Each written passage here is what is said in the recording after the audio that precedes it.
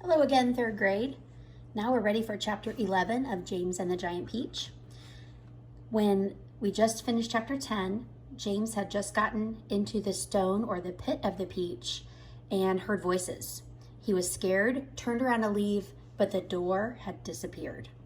Chapter 11. James's large, frightened eyes traveled slowly around the room. The creatures, some of them sitting on chairs, others reclining on a sofa, were all watching him intently. Creatures. Or were they insects? Now, an insect is usually something rather small, is it not? A grasshopper, for example, is an insect.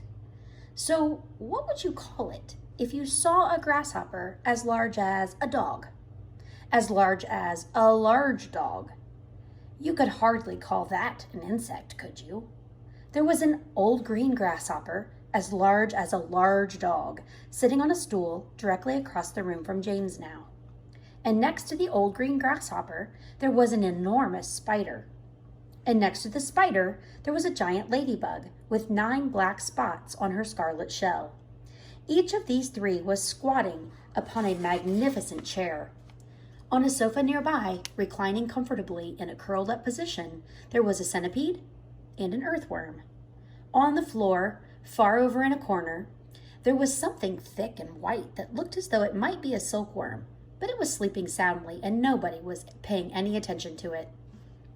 Every one of these creatures was at least as big as James himself, and in the strange greenish light that shone down from somewhere in the ceiling, they were absolutely terrifying to behold. "I'm hungry," the spider announced suddenly, staring hard at James. "I'm famished," the old green grasshopper said. Excuse me.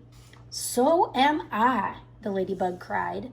The centipede sat up a little straighter on the sofa. "Everyone's famished," he said. "We need food." 4 pairs of round, black, glassy eyes were all fixed upon James. The centipede made a wriggling movement with his body, as though he were about to glide off of the sofa, but he didn't.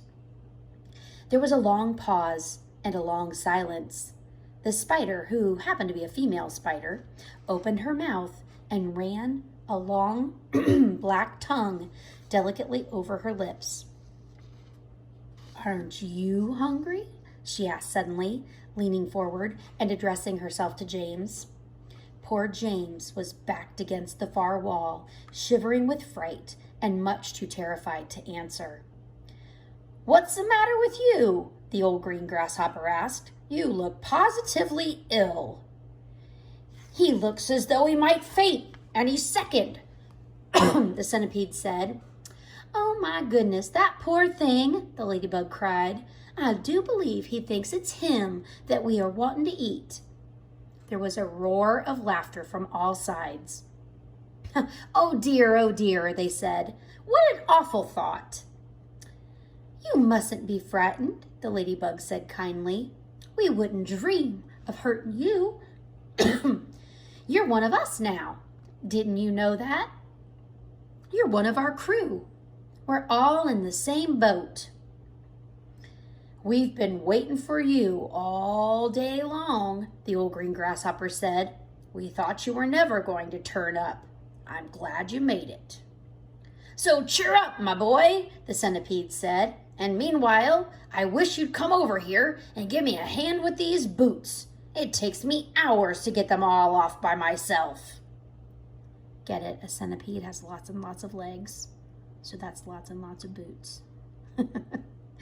So he's meeting some definitely interesting creatures. We'll see what happens next in chapter 12.